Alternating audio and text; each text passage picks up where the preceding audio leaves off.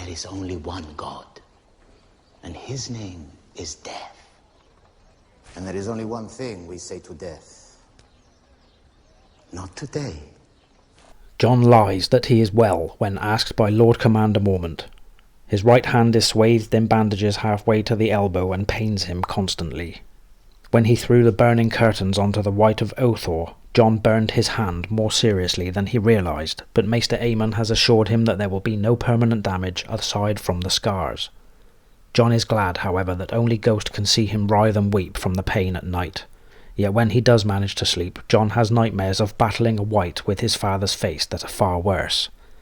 Jon notices that the Lord Commander looks old and grumpy without his beard, which has been shaved after it was badly singed in the fire.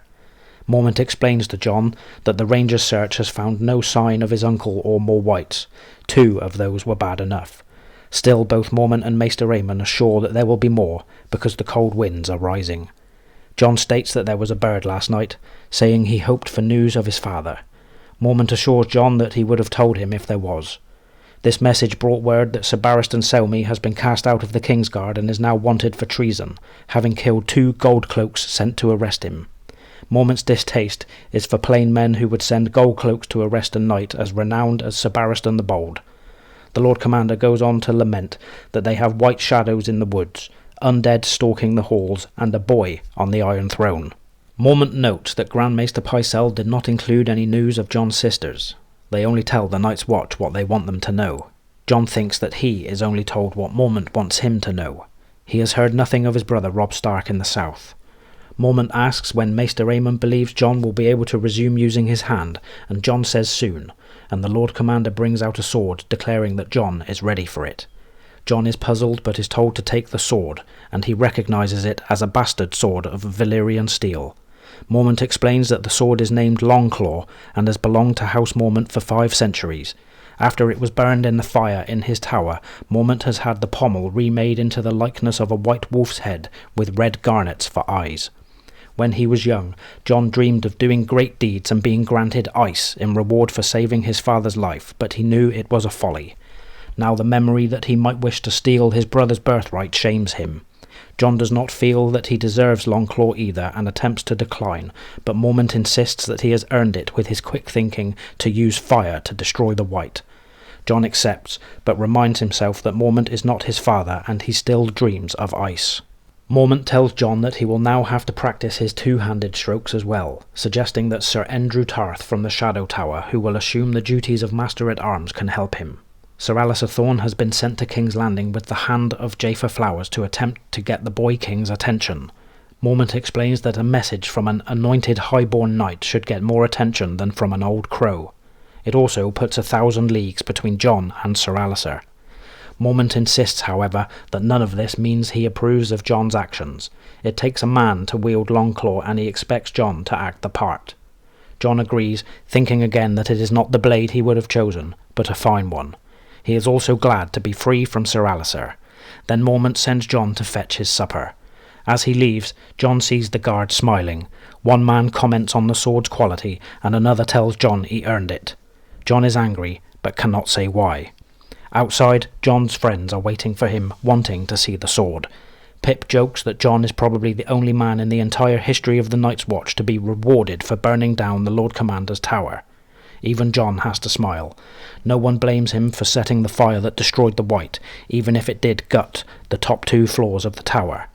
The other Wight was hacked to pieces, but not before killing Sir Jeremy Riker and 4 other men. The thought of the Wights sours Jon's mood and he quickly leaves his friends to get the Lord Commander's supper. Jon is deeply affected by facing the Wight but does not blame his friends for not understanding. They cannot understand. They did not see the pale glow of the blue eyes or feel the cold black hands. They also do not know of the fighting in the Riverlands. Ghost is lying beside the door to his room. Jon thinks back to when he found the direwolf hidden in the snow. He shows Ghost the pommel of the sword, stating it is him. Then Sam arrives. He does not want to see the blade, stating he has seen his father's Valyrian steel blade and it was so sharp he feared he might hurt one of his sisters. Then Sam announces that Maester Aemon wants to see Jon. Jon is puzzled since it is not time for his bandages to be changed, but then accuses Sam of telling the Maester that he knows of the Riverlands. Sam insists that he thinks the Maester knew anyway. Jon tells Sam that he will find the Maester himself. Clydas is helping Maester Aemon in the rookery when Jon arrives. The Maester dismisses Clydas and asks Jon to assist him with feeding the ravens. As they work, Aemon explains that although other birds can be trained to fly messages, the Night's Watch has always preferred ravens. The old man goes on to explain that the sworn brothers do not wed because love is the bane of honour and duty, which the Night's Watch cannot afford. They must be totally committed to defending the realm from the darkness to the north.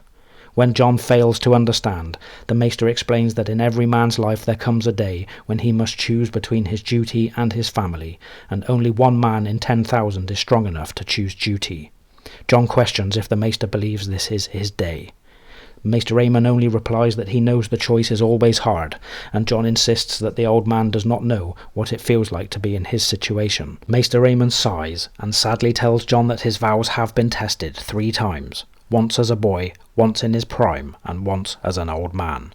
The old Maester elaborates that the last test was just as hard as the others, regardless that he was blind, frail, and helpless. He recalls how it grieved him to sit forgotten as his ravens brought news from the south of the ruin of his house and the death of his brother's grandson and his son and even the little children. Jon asks who Maester Aemon is, almost in dread. The old man insists that he is only a Maester of the Citadel, bound to Castle Black and the Night's Watch, but that his father was Maekar, first of his name, and that his brother Aegon ruled after their father in his stead. Jon is astounded. Aemon declares that he does know how Jon feels, so he will not tell Jon to stay or go. Jon must make his own choice, and live with it for the rest of his days, as Aemon has. I demand a trial by combat.